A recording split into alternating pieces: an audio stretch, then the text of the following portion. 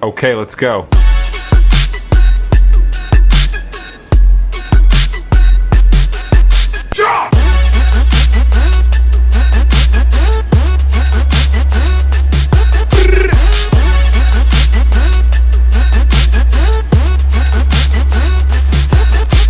Okay, let's go.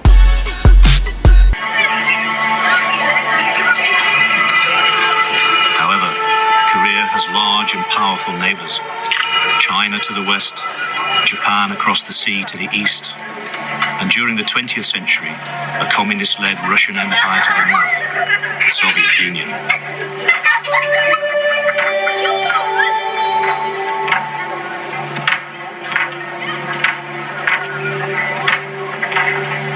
Korea had been occupied by Japan in 1910.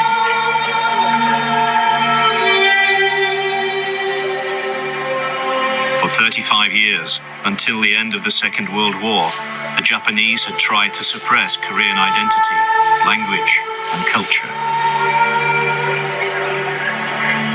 The end of the war and Japanese occupation had brought a new dilemma. Korea became trapped between the world's new power blocs, the United States and its Western allies, and the Soviet Union and its communist supporters, particularly China. The country was arbitrarily divided at the 38th parallel of latitude. Yo minasan konnichiwa, apa kabar semua? Assalamualaikum warahmatullahi wabarakatuh. Ya, salam yeye buat pakcik-makcik di seberang sana. Selamat menunaikan ibadah puasa buat teman-teman yang melakukannya. Dilarang yeye ya selama bulan puasa ini ya. Oke, pembahasan kali ini ada permintaan dan saya ini cukup menarik. Ternyata Indonesia itu pernah membantu Korea Selatan yang sombong itu, yang netizennya kadang sombongnya, rasisnya menyundul langit itu. Rupanya mereka ini pernah kelaparan dan dibantu oleh Indonesia. Itu sumbangan beras. Sekitar tahun 1950. Ya, saat itu mereka perang saudara dengan Korea Utara. Dan mereka sangat memperhatikan krisis pangan parah tahun 1950-an. Dan Indonesia tahun itu walaupun usianya masih muda, tapi saat itu pangan Indonesia dalam keadaan sangat baik. Jadi di saat inilah rupanya Indonesia pernah membantu beras dan nggak begitu di highlight pada saat itu. Dan menurut dokumen PBB ini yang membantu beras itu bukan hanya Indonesia loh, Thailand ya. Jadi saya pernah kaget juga, ada baca komentar orang Thailand antara sibling dengan Kenneth ini di pertengkaran mereka itu. Pernah salah satu dari Skorsel ngomong, dasar orang nggak tahu diri. Padahal di saat mereka miskin kita bantu beras. Waktu itu saya belum ngeh. Nah ini memang Filipina juga bantu ini.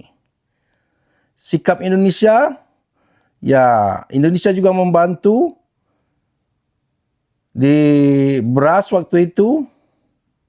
Dan Korea ini luar biasa sekali ya. Tahun 50 ke 53 ini mereka hancur-hancuran, infrastruktur mereka hancur.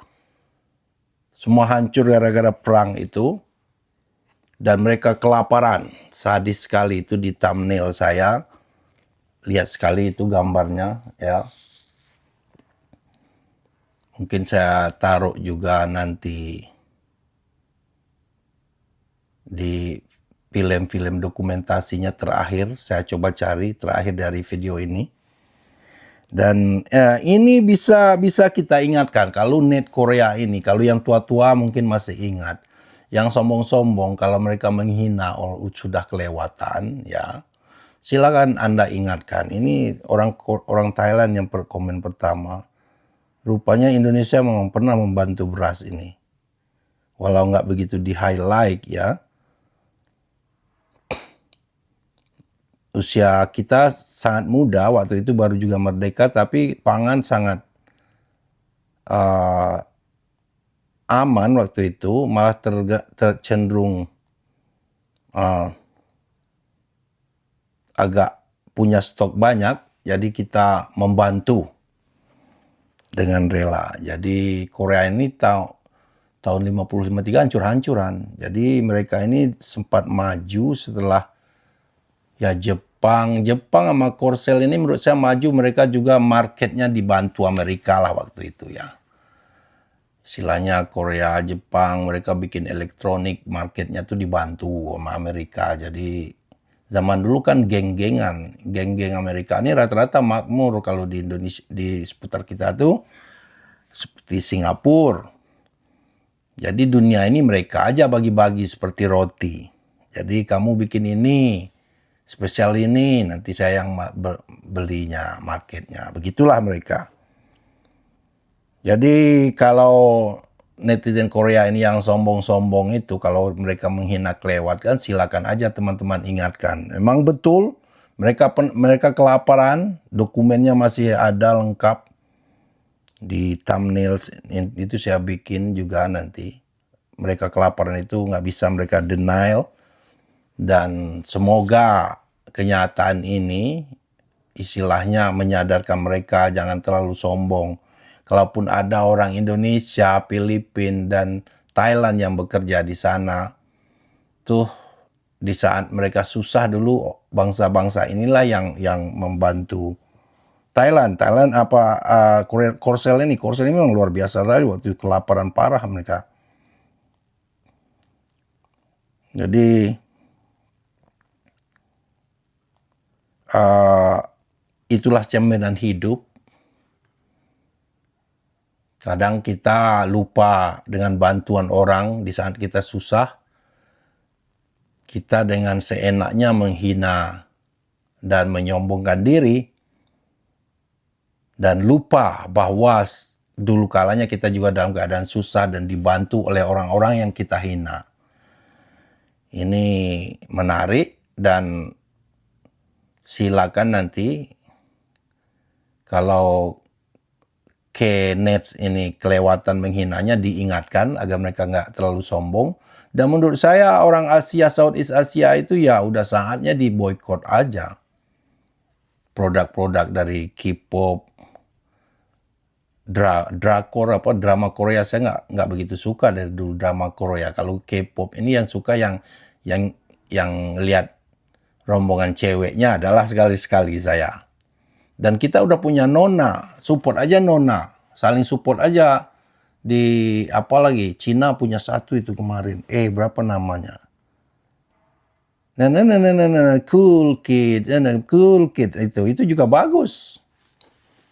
Jadi kadang mereka memang harus diberi pelajaran, apalagi hinaan mereka itu udah kelewatan sampai ke agama ya juga. Jadi menurut saya memang harus dikasih pelajaran. Pelajaran yang paling bagus itu ya diboykot aja apanya. Produk musiknya lah dulu. Karena lewat musik inilah Korea ini bisa promosi paling ampuh itu buat negaranya. Jadi untuk selanjutnya silakan lihat video dokumenter setelah ini, dan silakan di copy paste ke orang Korea yang sombong-sombong itu agar mereka sadar.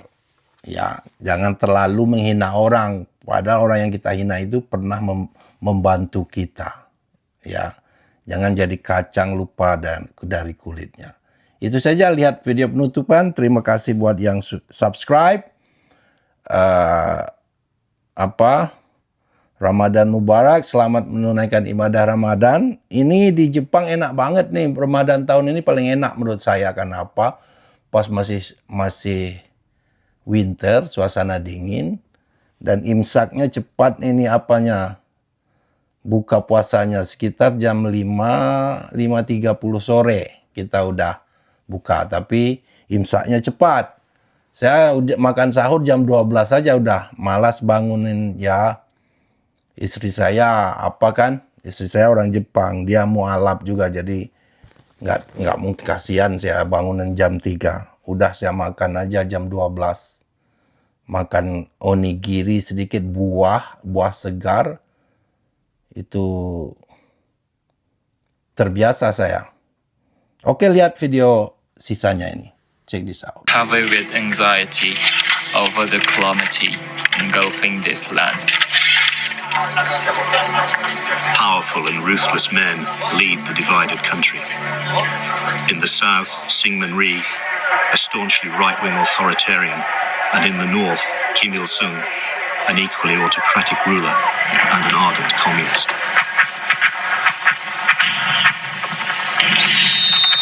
North Korea's June 25th attack had been Kim Il-sung's attempt to unify the country under a communist regime. It almost succeeds, and during the long, hot summer of 1950, the Republic of South Korea is on the brink of annihilation. The Army of the North, the North Korean People's Army, has Soviet T-34 tanks and a highly disciplined and experienced infantry.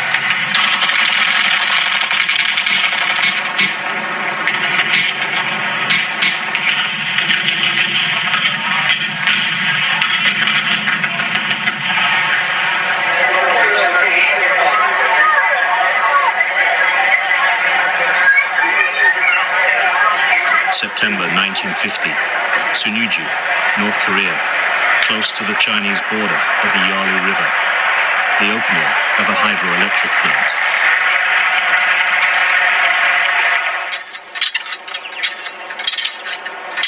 Although the economy of North Korea is still based on traditional agriculture and constrained by the communist policy of collectivization, with Soviet aid, it is introducing mechanization and launching major capital projects to strengthen its infrastructure. North Korean Foreign Minister Park Hun-young writes to the President of the United Nations on September 28, 1950, placing the blame for the conflict on South Korean leader Syngman Rhee. He suggests the North strike is merely a preemptive attack. Original colour film, fully restored in high definition, much of it never seen before. This is the story of Korea, the forgotten war, in colour.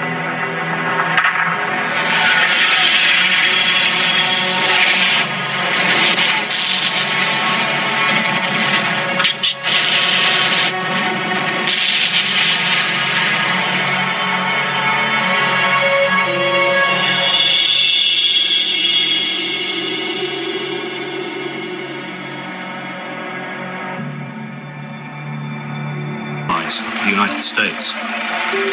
Amidst heightened tension with the North, Rhee, desperate to protect the South's burgeoning economy, requested more aid and weapons from the US. His thoughts were summarized in an official US memo. I would like to have enough rifles to keep 20,000 men on the northern border. With sufficient equipment, the South Korean army could be increased by 100,000 within 6 weeks. If I could increase the army in this way, in a short time, I could move into the north. Nothing can be achieved by waiting. One of our principal difficulties is the vacillations of the US State Department, which led to the loss of China and might be seriously harmful to Korea. Fearing the consequences for stability in the region, Rhee's request was denied in Washington.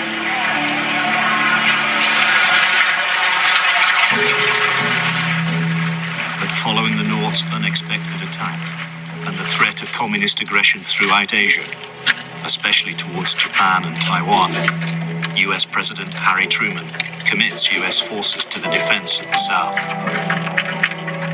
While civilians flee in search of safety, a Security Council resolution of the United Nations establishes a UN command under the authority